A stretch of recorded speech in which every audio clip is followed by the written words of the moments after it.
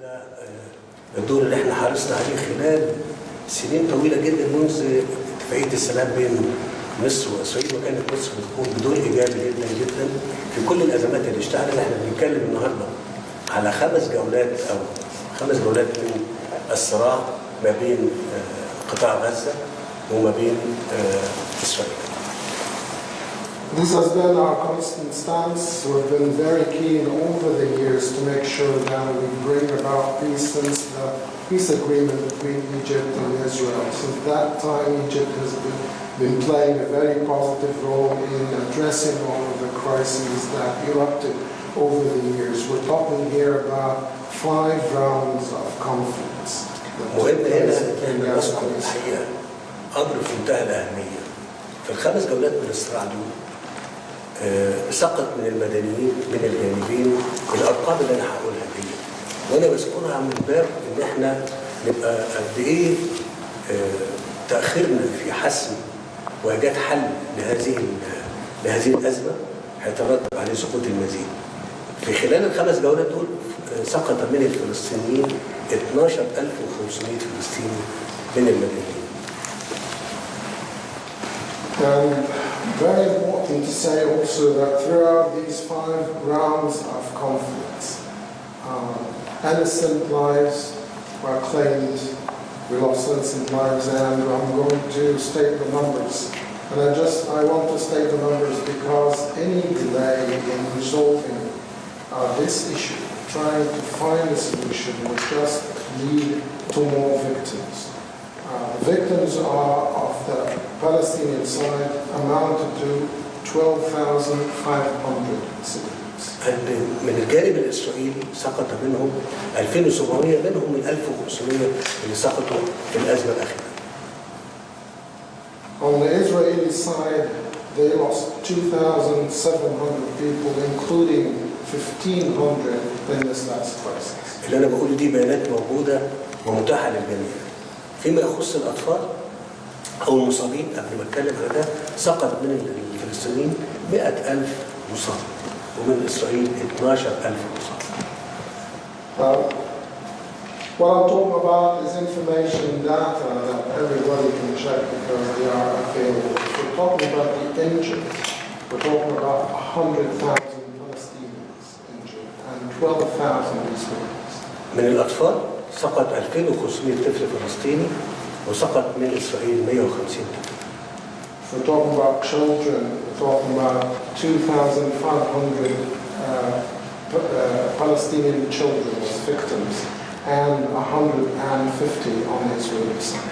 أنا بقول الكلام ده دلوقتي معالي وزير الخارجية لأن إحنا الأزمة اللي موجودة أزمة كبيرة جدا، ورد الفعل اللي موجود أتحسب إنه يتجاوز رد الفعل حق الدفاع عن النفس من جانب إسرائيل، ويتحول إلى عقاب جماعي لقطاع غزة اللي فيه 2.3 مليون فلسطيني.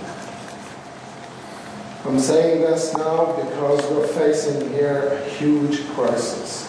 And I'm quite concerned about the reaction that may just overextend the right of self-defense and turns into a collective punishment of 2.3 million Palestinians living in the city. صحيح ما حدث من 9 أيام كان كتير وصعب، مفيش كلام، واحنا ندين مفيش كلام، لكن أيضا لازم نعرف إن في عبارة عن تراكم من حالات الغضب والكراهية ترتبط على مدى أكثر من 40 سنة، إن مفيش أفق لإيجاد حل للقضية الفلسطينية تعطي أمل للفلسطينيين. يمكن حد يسأل هو ده وقت الكلام في الموضوع ده ولا الكلام على إيجاد مخرج للأزمة الحالية؟ احنا بنقول ده عشان نأسس على جهدنا وحركتنا المطلوبة لإيقاف تطورات الأزمة ديت اللي ممكن يبقى لها تداعيات على منطقة الشرق الأوسط كله. احنا بنبذل جهدنا أولا لاحتواء الموقف وعدم دخول أطراف أخرى إلى الصراع. Yes, it is true what happened over the past 9 days was very difficult and too much. And we unequivocally condemned But we need to understand that this is the result of accumulated fury and hatred over 4 decades, where the Palestinians had no hope to find a solution. Many people ask, is this the right time to speak about this, or only to try to find a way out of the current crisis? But what I'm saying here is that I'm trying hard to make clear today the right foundation for our effort and our movement, because we have to evade very dire consequences that would affect the Middle East. We're trying very hard to contain and resolve the crisis and avoid any other parties getting into the confrontation. معالي وزير الخارجية بلينكن، أنت تحدثت وقلت أنك إنسان يهودي، وأنا اسمح لي أقول لك أن أنا مواطن مصري نشأت في حي جنبا إلى جنب مع اليهود في مصر، ولم يكن أبدا يتعرضوا أي شكل من أشكال القمع أو أي شكل من أشكال الاستهداف. وما حصلش في منطقتنا العربية والإسلامية أن تم استهداف اليهود في تاريخهم القديم والحديث. يمكن اللي حصل استهداف يمكن في أوروبا، يمكن في أسبانيا، يمكن في دول أخرى، لكن في بلادنا العربية والإسلامية ما حصلش ده. أنا بقول ده دلوقتي وبسجله هنا لأن الموجة اللي اتشكلت في أعقاب الأزمة موجة ضخمة جدا، وإحنا محتاجين إن إحنا نتحرك وبقوة وبعزم زي ما ذكرت لكم.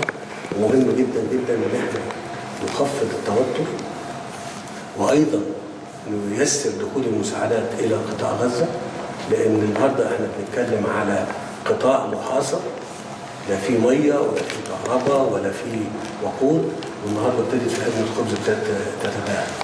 أنا بقول الكلام ده لأن إحنا محتاجين نسمع الكلام ده من بعضنا. أنتم موجودين هنا في المنطقة عشان تسمعونا إحنا المعنيين بالقضية والعالمين إلى حد ما بأسباب الأزمات دي. لماذا قتل السادات ولماذا قتل ربيع؟ ومين اللي قتلهم؟ المتطرفين. فاحنا محتاجين نعمل سويا.